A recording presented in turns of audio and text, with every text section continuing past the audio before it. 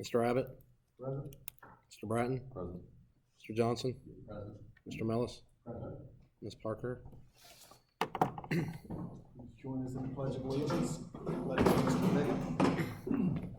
I pledge allegiance To the flag of the United States of America and to the republic for which it stands, one nation, under God, indivisible, with liberty and justice for all.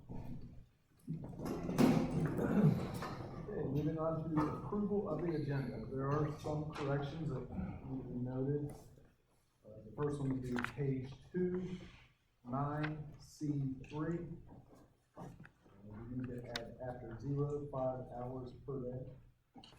Page 4, 9C. 14A needs to read as far as experience. Cross out 4, includes 7. Also on page 4, 9C, 14B, 14B crossed out and includes 0. And then the last one would also be on page 4, 9C, 15A, needs to read 5 years experience instead of 4. All the corrections of this. Is there a motion to approve the agenda? Motion made by Mr. Johnson. Second. Second by Mr. Bratton. Roll call, please. Mr. Johnson, Yes. Mr. Bratton, Yes. Mr. Mellis, Yes. Mr. Abbott. Yes. Okay, moving on to approval of the minutes from the August 12th, 2019 meeting. So, corrections or questions? Seeing none, is there a motion? So moved. Motion made by Mr. Bratton. Second. Second by Mr. Mills. Roll call, please. Mr. Bratton, Yes. Mr. Mellis, Yes. Mr. Johnson, Yes. and Mr. Abbott. Yes. Moving on to public participation. I'll speak for 3 minutes, and the first person up is the transportation update. All right. You even have a light there. What a deal. I know, it's so exciting. Okay, so far this year we have 16 high school, middle school routes still. We haven't changed that. 7 intermediate, 9 primary buses. The buses are traveling approximately 1,600 miles a day. We have some students that are still riding a little bit over an hour for both primary and intermediate, but we're trying to get those numbers down. But I still think it's gonna happen. Hoping we don't have to ever add any more buses this year, but we have the addition to Wagon Wheels Run. Pine Hill Edition has opened, and I just saw where they have the View of Bloom has sold approximately 21 homes already. So Where was the view? That's one, on the back way of the canal? no, the View is the one over Grant and Pickerington. Okay. So there's a new one going on over there.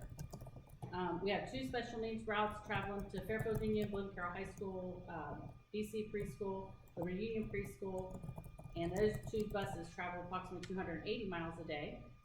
We have 2 buses that handle the career centers, Fairfield Christian, Fisher Catholic, St. Mary's. They travel approximately 137 miles a day. And then we have 3 vans on the road this year. We have 1 to Amanda Clear Creek, 1 to Walnut Township. He also does arts and College Preparatory Academy in the afternoon. And the last one does College Rose. And they travel back approximately 405 miles a day. With all of our routes, we're totaling approximately 2,422 miles a day. And that doesn't include what they drive for extracurricular activities. Last year, we drove 29,694 miles just for extracurricular activities. Yeah. All the buses passed inspection this year with very minor things that need to be fixed. Carroll Truck and Auto is just doing a fantastic job on keeping up on everything that we need. So, Sean has been fantastic, and so is Roger. So. You have to put that in there, right? Well, no, because I was a little worried there for a little bit, and they did fantastic. So, Carmen, do you see that when the new school opens, do you see that improving as far as the hour bus ride for the? Yes. Oh, yeah. It'll improve a lot because right now, like we don't have a lot of subs right now, so I'm not driving. And 23 is going from clear over Lockville, and he ends up clear out on Lycopolis Road. So, he's got all that to travel. Once we get that, we'll be able to break it into like 4 sections, and it'll be a lot better. Carmen could tell you this, but what happens from here is because the 7 routes route center over here, some have to drop off in the Green Life Office area, but then Yeah. some have to shoot all the way across the district sometimes before their first stop across Route 33. Yeah. When we have a central location, one of the benefits was the efficiency of routing and personnel. And Oh, yeah. what she knows is that, you take a district and you divide it up into quadrants, Yeah. and you send your buses out from the center location into the quadrant, and that's where they stay during their pickup and drop-off route. Right. You'll be able to get times down quite a bit.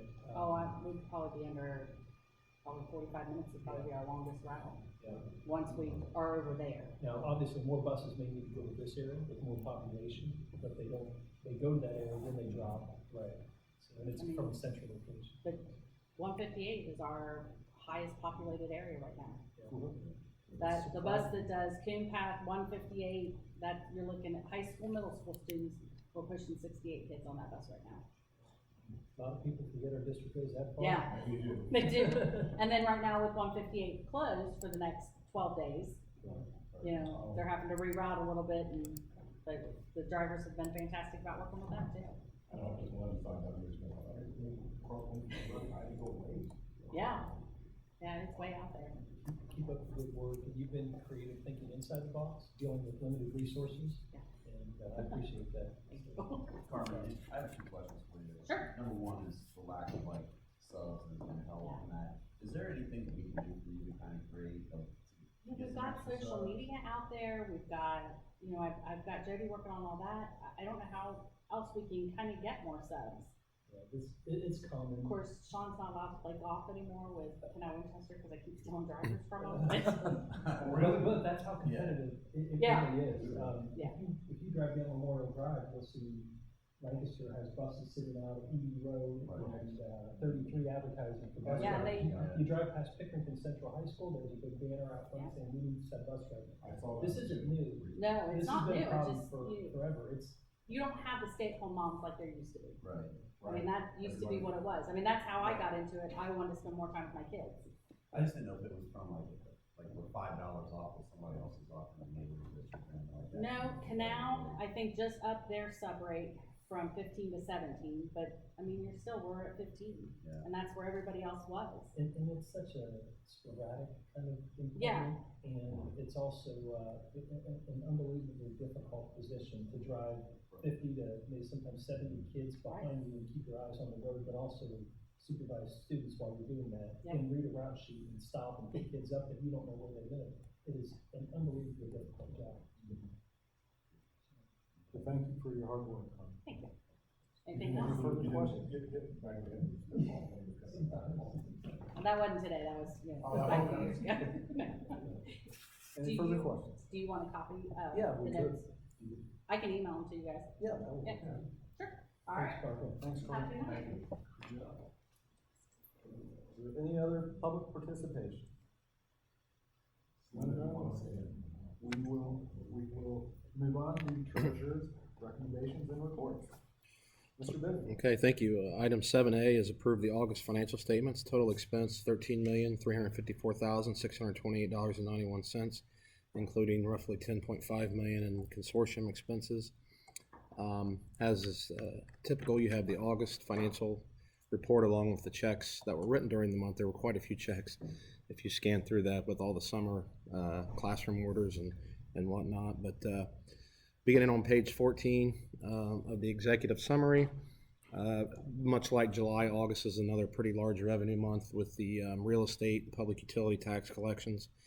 This is the second half of 2019. Obviously, it's the first collection in fiscal 20 that are based on still on values that were released last January.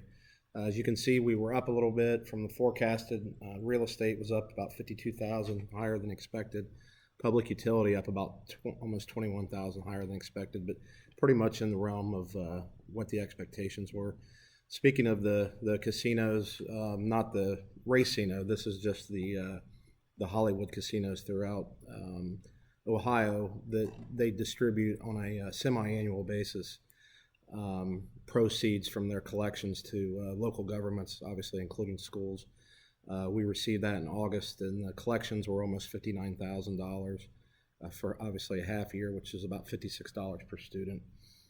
These are funds are unrestricted, meaning we can we put them right into our general fund. All expenditure line items are pretty in line with budgeted amounts. So current carryover almost 5.8 million. Any questions on the August financials or the checks written during the month? Questions? Anyone else? There's no further questions. Is there a motion? Motion made by Mr. Johnson. I will second that. Roll call, please. Mr. Johnson? Yes. Mr. Abbott? Yes. Mr. Bratton? Yes. Mr. Millis? Yes. Item B is to approve the first permanent appropriations for fiscal 2020 as listed.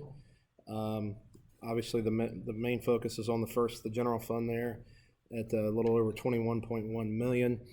And again, just as a review, this is really a culmination of 9 months worth of planning. If you go back to January, we do the initial tax budget to form a baseline, and then we subsequently hold our planning sessions.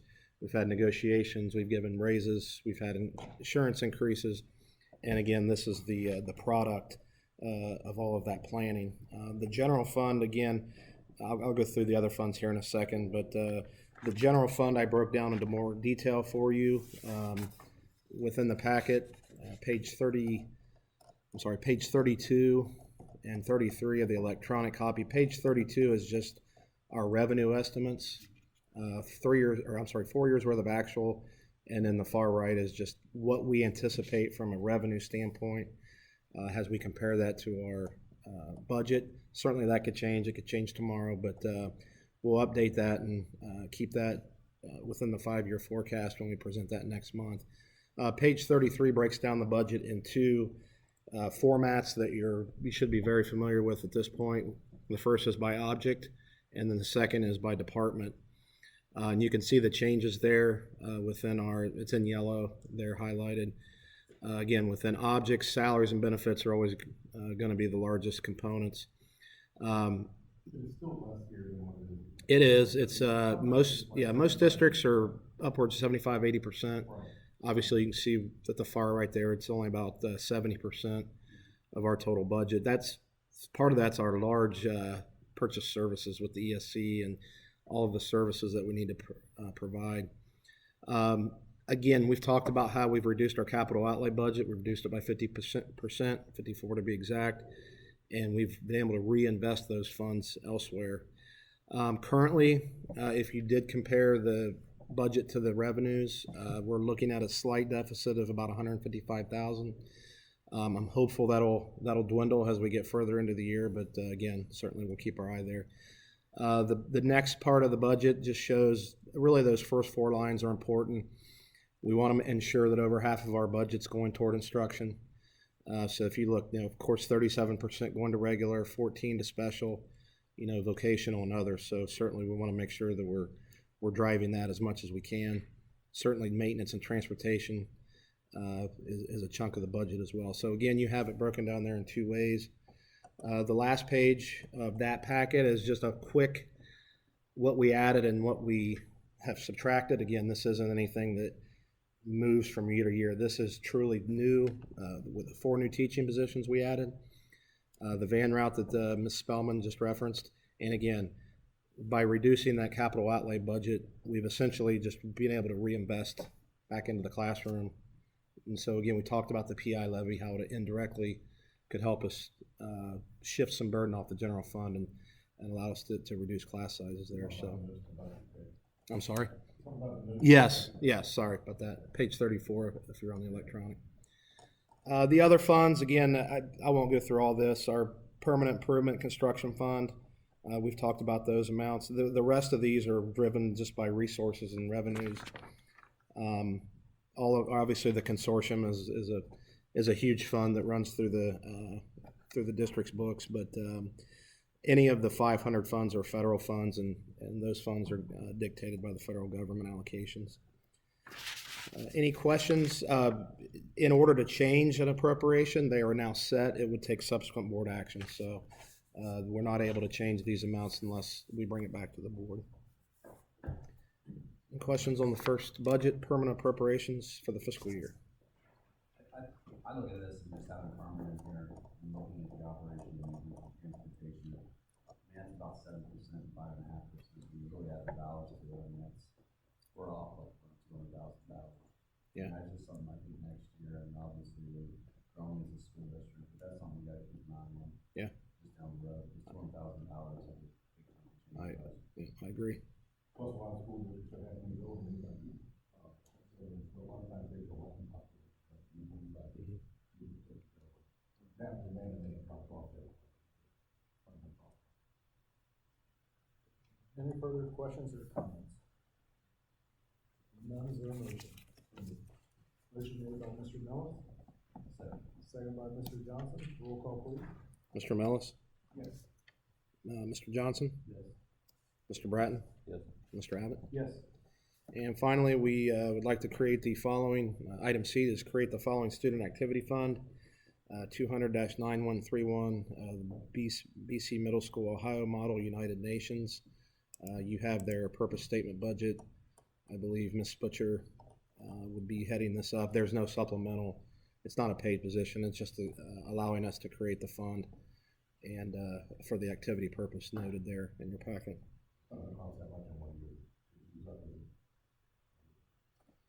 I don't know, Mr. Hahn, if you. 35 years ago, it was just me giving a Saturday away to. Yeah.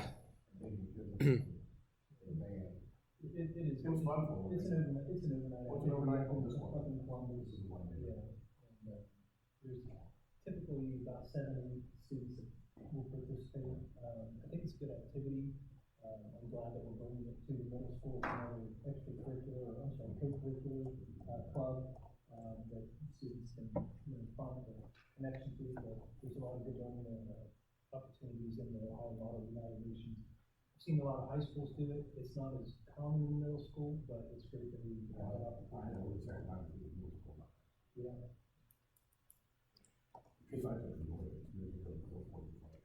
It was kind of like a giant whiskey game. Yeah. You know, just- Scenarios. Any further questions regarding the?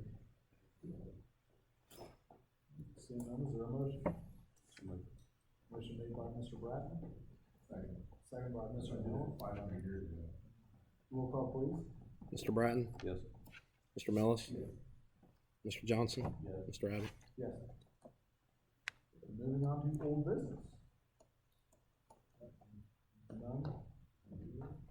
We're moving on to the superintendent's recommendation and reports. Mr. Hahn. So just to kind of keep everybody updated, obviously this is the first school board meeting that we've had since the beginning of the school year.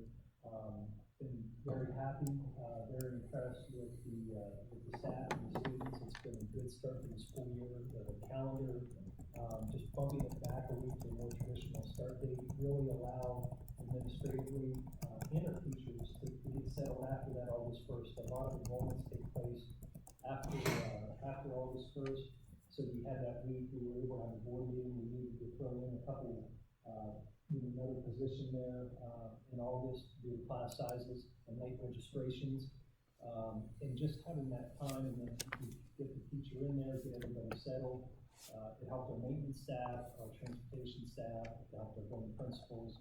I just feel like it's been a really smooth start, hasn't been perfect, but we also have, we're not having a lot of turnover with our teaching staff. Our administrative staff has been in place for a few years, so we're able to really follow through on some of the programs and the direction that we're headed in initiatives and curriculum, and not starting over from scratch. So it's just been a really good start.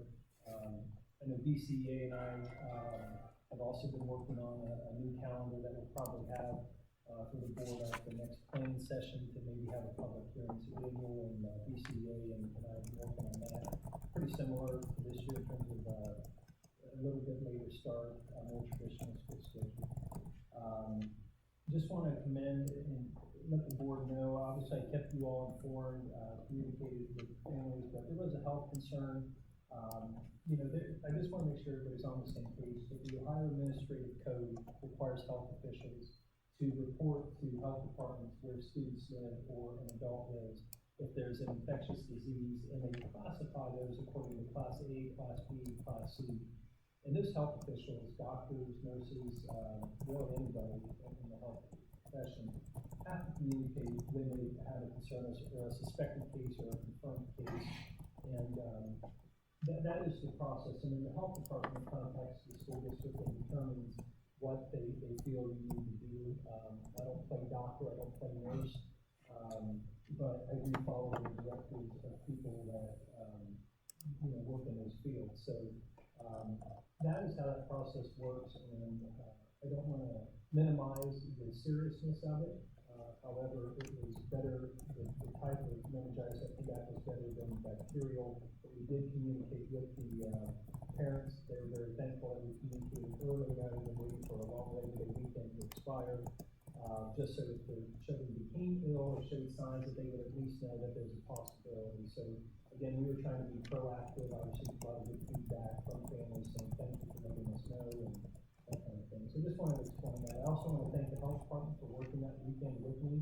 And I also want to thank the maintenance staff for doing what they could do to disinfect high touch points of the buildings during that weekend and that day leading back up to school. And we hit it again during that week just as another proactive measure. So at this point things are okay, and we wish that we wish the student a speedy recovery, and my understanding is she's doing okay. So just wanted to update the board on that. The planning session on September 18th would like to keep on the schedule. There's some things at the end of the year, once the dust from the new year kind of settles, some things that we need to be aware of as we start. It never really ends, but we start planning for the future, whether it's 4 or 5 years from now or next year. There's some things we want to talk about with enrollment, personnel, finances, maybe at our next planning session.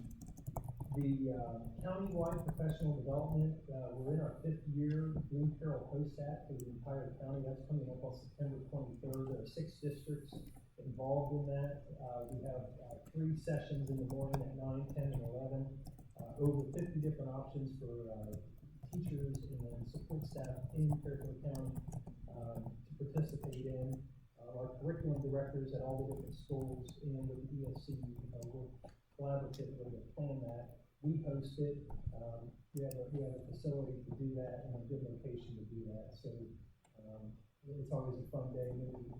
The teacher of the year will be here that particular day. We have a couple speakers lined up in the afternoon as well. So just want to make sure the board's aware that that is what will be taking place on the September 23rd video.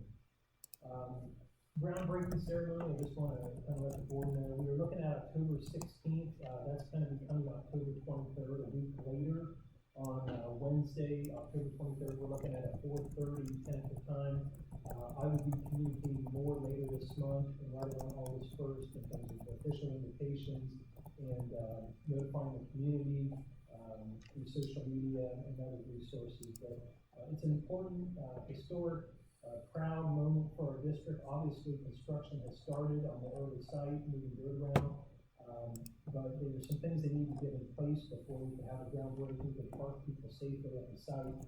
And right now, we're looking at the 23rd. We'll probably cancel the planning session that night if we hold one in September. I think we can accomplish what we need to accomplish, but my opinion would be to cancel the planning session on the 23rd or hold it immediately after the groundbreaking. So we can talk more about that. The groundbreaking, what it's contingent upon is just always the schedule. Right now, things are on track. But it's contingent upon the storm sewer structures for the north parking lot and the drive coming in. Those were dropped off on Friday. There's still a few more that need to come in. They're going to start tomorrow, putting those in, getting that parking lot graded, getting gravel down on the drive and on the north parking lot. The building pad is done. Again, I think I mentioned this in a couple of email updates to the board. The pad passed inspection by geotechnical consultants. No undercutting, no importing, exporting of dirt, no soil stabilization, a lot of rumors for 20 years. We're obviously that. So we're in good shape there. That means something to the budget on this building, because we've got some costs. for those types of things, but past inspection, the pad has been gravel down on it, the 3 or 4 limestone has been, put down and rolled, and, so that's going well. The footers, we're having meetings every 2 weeks, with the facility management, representatives from the board.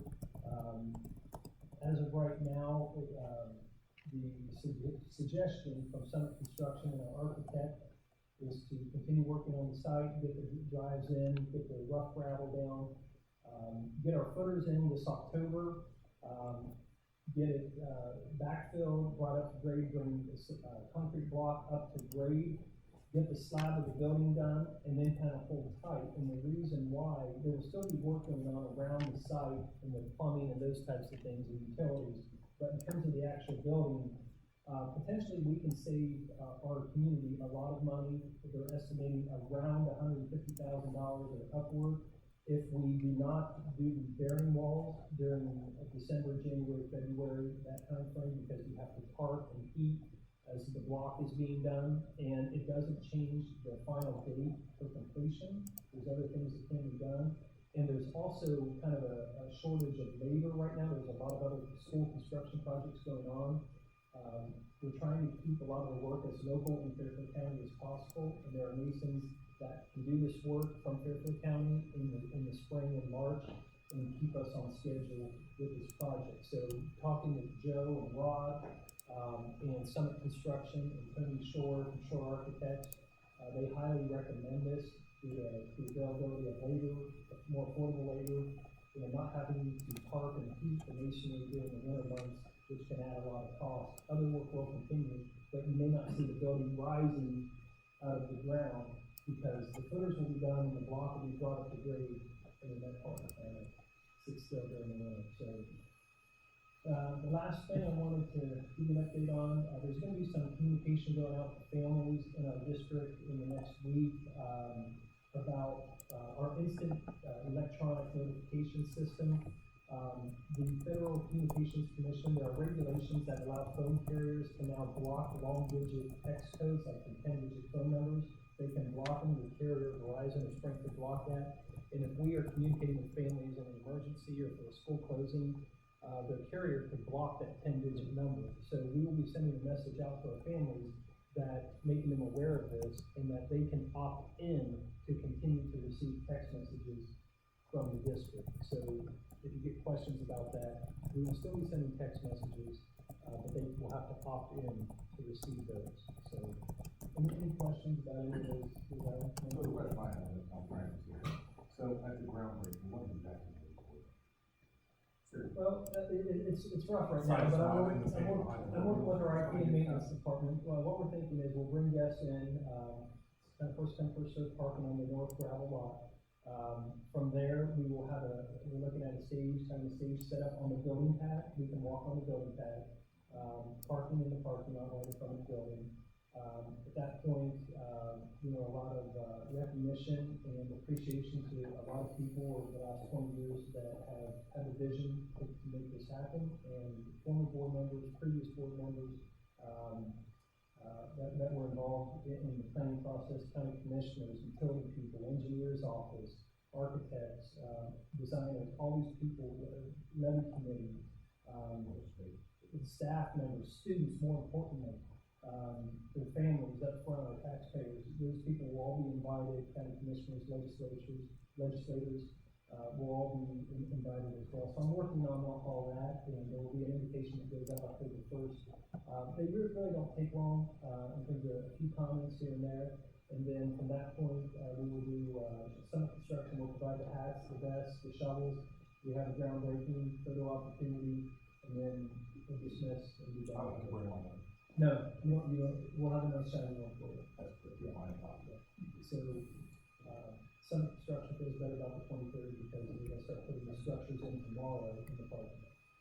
One thing I was gonna add, Summit's actually gonna come to the October board meeting, Joe, Sean, myself, and we discussed it. They're gonna kind of talk a little bit, but Sean's been an expert here. I think he might have a future understanding of it. I mean, it's pretty much the same thing they're gonna say, and then somebody else wants to know. If you're just nailing it on the head. But, Mike, I was gonna ask a question. I have to, would you like some construction to to come in October, and then give you guys an update. I'll schedule them. Just gonna have to explain the benefits of not putting up your bearing mills, just, If they wasn't already there, once they decided to, they run into situations where the site is actually destroyed, a lot of the work we have, kind of off the record, it's around $4,400,000 now.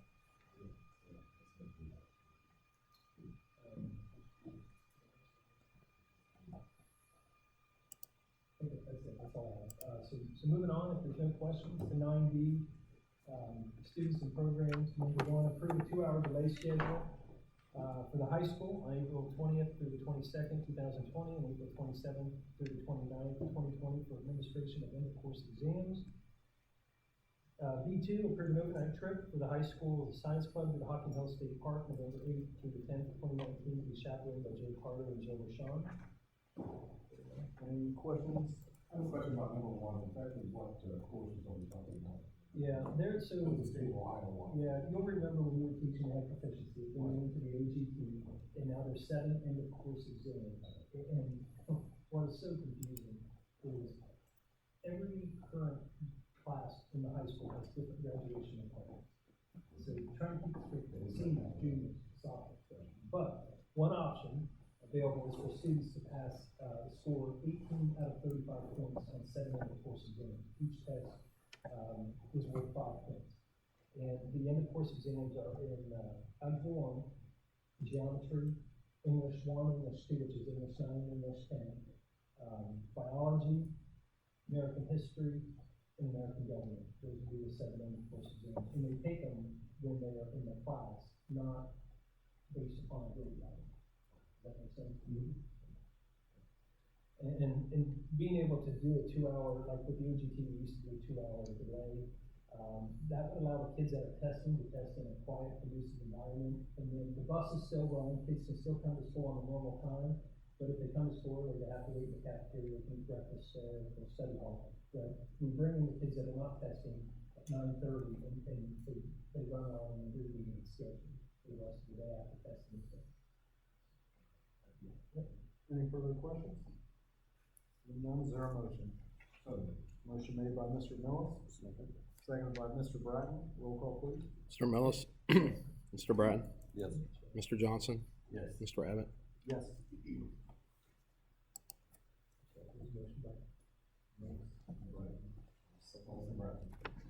Law firm review. 9C, number 1, approve substitute list number 2 for the September 2019 as submitted by the Fairfield County ESC. 9C2, approve the creation of a van driver position for the 1920 school year due to increase in special needs enrollment in off-site educational settings effective August 22nd, 2019. Those off-site settings, we have a couple more students that are attending Forest Rose that we are required to transport. No matter what Harmon did with the schedule, we just have an increase in enrollment in these needed areas, and we have to transport. Number 3, approve the employment of Angela D. Felice as a van driver on a 1-year limited contract at step 0, 5 hours per day, effective August 22nd, 2019. Number 4, approve the voluntary transfer of Cindy Hutchinson Willard from 5.25 hours per day bus route to a 4.25 hour per day bus route effective September 16, 2019, pending the acceptance of agenda item 9F1, which would be Mr. Fry's resignation. Number 5, approve the employment of Angela Obermeyer as a 5.25 hour per day bus driver on a 1-year limited contract in step 6, effective September 16, 2019, pending acceptance of agenda item 9C4, which would be the voluntary transfer of Cindy Hutchinson. Number 6, approve amending the initial sequence 1-year limited contract of Andrea Roberts, a part-time high school science teacher, from a bachelor's degree at step 0 to a bachelor's degree of 150 semester hours at step 0 for the 1920 school year, pursuant to receipt of official transcript. Number 7, approve the request for a salary column change for Anthony Ireland from a bachelor's degree to a master's degree, pursuant to receipt of his transcripts and effective September 10th, 2019. Number 8, approve the employment of Hayden Morris for the 1920 school year to to work on an as-needed basis during school breaks, state testing windows, and as a substitute in the absence of other IT computer technicians at the summer IT break plan. Number 9, approve the following classified substitute for the 1920 school year pending successful background check results. And that would be Deb Scott as a secretary, Michelle Snow as a cook and lunchroom monitor, Stacy Klein as an aide, and Mr. Bill Fry as a bus driver. Number 10, approve the following unpaid leave and dock day request. Sean Williams, 2 days, September 12th and 15th, 2019. Amber Hoisington, 1 day, November 5th, 2019. And Beth Rockwood, 2 days, November 20th through the 21st, 2019. Staff members are allowed by board policy to have 2 dock days after their personal days have been used, and they may have up to 2 dock days. Number 11, approve the following field experience internship request for the 1920 school year, and that would be Hannah Watkins from OU with Kristen F., our speech pathologist, at the middle school effective September 2019 through December 2019. And B, Chloe McCoy from OUL with Laura Severing at the intermediate school effective September 17th, 2019 through December 15th, 2019. Number 12, approve the following academic supplemental contracts for the 1920 school year. Susan Snyder, Abby Geibel, Cindy Smith, and Rachel Hansen. And number 13, approve the following resident educator mentors and facilitators for the 1920 school year as presented A through H. Number 14, approve the following academic supplemental contracts for advanced placement instructors for the 1920 school year.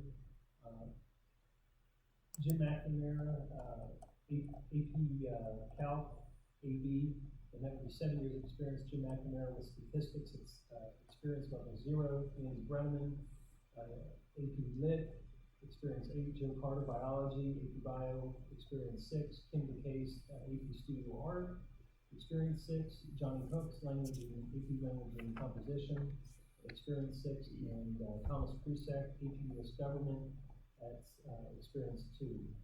Number 15, approve the following College Credit Plus instructors for the 1920 school year.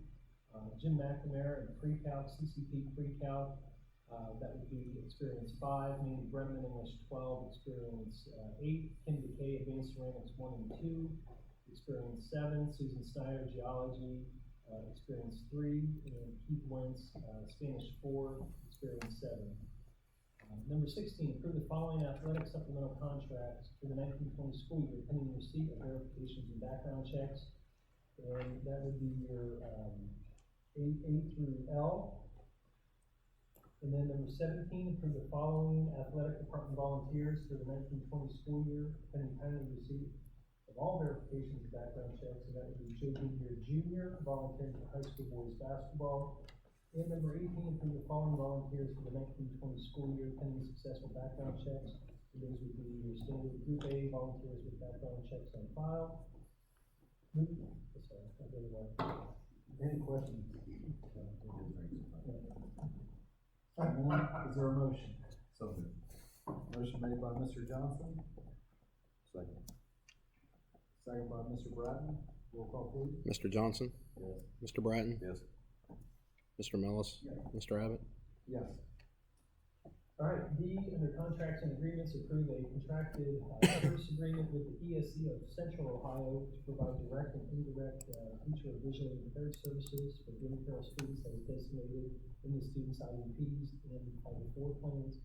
We don't use the Fairfield County ESC because they don't provide that service. That's why we contract with Central Ohio.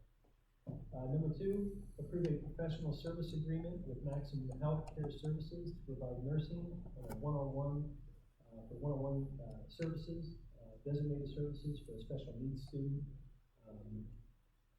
Same thing required in the IEP. Any questions? Is there a motion? Motion made by Mr. Millis. I'll second that. Roll call, please. Mr. Millis? Yes. Mr. Abbott? Yes. Mr. Bratton? Yes. And Mr. Johnson? Yes. Okay, and under other personnel and resignations, accept the resignation of Bill Fry, bus driver, effective September 15th, 2019. For was a great guy, we will miss him. He's going to, as you noticed on the agenda, he wants to stay around south, but Bill was retired, and he's officially done working every single day. Yeah. Number two, accept the resignation of Corey Heater as a ninth grade boys basketball coach for the 1920 school year, effective immediately. Mr. Heater is a new teacher with us, he's coaching football. Taking on basketball might have been a little bit more than what we wanted to bite off in the first year. He wants to stay focused on the classroom, and he will obviously go as a freshman coach. We already issued the contract for him. Are there any questions? Seeing none, is there a motion? Motion made by Mr. Johnson, second by Mr. Bratton. Roll call, please. Mr. Johnson? Yes. Mr. Bratton? Yes. Mr. Millis? Yes. Mr. Abbott? Yes. Absolutely, much appreciated and well done. Okay, number 10, new business, approve the memorandum of understanding between BCEA and the Bloomfield Board of Education permitting an ESC employee, specifically Jody Ranger, to conduct teacher evaluations with BCPS during the 2019-2020 school year. A little bit of background, so the board's aware of what we're doing there. Our contract specifically says that I am allowed to call on other administrators from within the district to assist in evaluations. However, Jody is a contracted employee through the ESC, not technically from within. A lot of ways we treat her like she is, but she's contracted.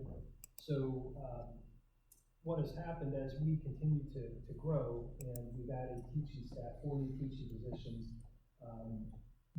Mrs. Pease has 3 grade levels at her building, and with 14 sections of, a total of 14 sections in first grade, and kindergarten in first grade, and then another 6 sections in second grade right now. Those are 20 evaluations. Those evaluations have to be done twice a year according to OPEX, in the fall and in the spring. And she also has, counselor, speech pathologist, other people that fall under a formal evaluation. So she's basically got 3 grade levels to herself. At the middle school and high school, we have 2 administrators and 4 grades. At the intermediate school over here, we have a principal with 2 grades. So at the most, our middle school and high school administrators are sitting right at 20 teachers that they each have to evaluate. And Mrs. Pease is up around 25 or more. So this will allow Ms. Manager to conduct some evaluations for about 5 to 7 teachers to help balance that with what the other administrators are doing. So Mrs. Pease also has time to do things that are very important. Evaluations are very important, but she also wants to spend more time with teachers in the classroom and with their students. I have a question. So you're gonna pay the central for it? Absolutely not. And it's a good question. It was a question that when I approached Mr. Grove in the union, they had the same question. We are not. Ms. Brander for a couple of years has asked for that additional experience. She doesn't currently supervise anybody or evaluate anybody. She doesn't supervise any students. As part of her professional growth, she would like that opportunity to go through the evaluation process, but we've had the contract language kind of present a little bit of an issue. So I approached Daniel about it this year, and he talked to the union, and we were able to work out this MOU so that she can get that experience, and then also help Mrs. Pease to need some support there. So it's kind of a win-win, honestly, in terms of that experience.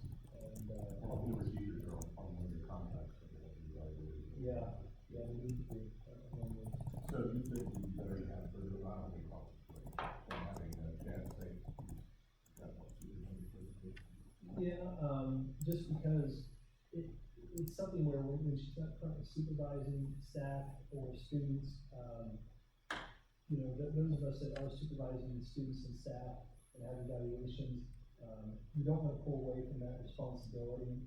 Ms. Manager has that availability to do that, and I think it's more supportive, it's more conducive to that, to keeping everybody else functioning at the level they are without. So she's going to keep, let's say she does 5, she's going to keep those 5 the whole year. We'll see, it's a 1-year agreement, we'll revisit it. It wouldn't make sense, to me, it wouldn't make sense to have her do the first one and then and then somebody else do the second one. Yeah, the ones that she will do, the way the OTES law works, if teachers are evaluated, if teachers are, rated as accomplished, then they have, and they have a student growth measure of average or higher, then they have to be evaluated at a full evaluation once every 3 years if they're rated accomplished with meeting expectations with student growth. So those evaluations, when it's a full evaluation, there are 2 evaluations, and they each consist of a pre-conference, a walkthrough, a 30-minute observation, and a post-conference. And you have to do that twice. If you're rated as skilled and your student growth measure is average or higher, you're evaluated a full evaluation every 2 years. The people that Ms. Raniger would evaluate would be teachers that are not on that cycle, but everybody by law has to be observed at least once a year. So she would be working with teachers that are not on an improvement plan and not under a full evaluation. So they would have one observation to do. Once she does the one observation and a post-conference with them, she's done for the year. So that's how that's going. I just wonder. Yeah, that's a good question. Okay. All right. Are there any further questions? Is there a motion? Motion made by Mr. Millis, second by Mr. Johnson. Roll call, please. Mr. Millis? Mr. Johnson? Yes. Mr. Bratton? Yes. Mr. Abbott? Yes. Okay, moving on to board reports and information. Board of Education liaison updates. First one, facility management. Mr. Johnson, any further? Mr. Hahn did dead on there. Okay. Moving on to personnel and labor management. Mr. Millis. Mr. Brown. No. Okay, so moving on to OSBA representative. Millis. No. Moving on to policy. We are still waiting on the PD&Q. They said it's going to be a little bit later because the governor's budget bill included so many changes to education that it takes a while to get it together. Probably in the next couple of weeks we'll get it, and then we'll have to schedule a policy committee meeting. Speaking of government, is there a budget, kind of rewrite, so to speak, after this fall? Not yet. No. Usually is in the fall. Moving on to safety, health, and wellness. We have a safety, health, and wellness meeting on October the 7th at 3 o'clock.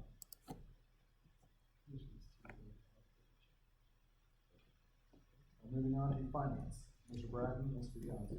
We'll try to set a meeting probably before the October board meeting, if that's conducive to your schedule. I'll send out a reminder.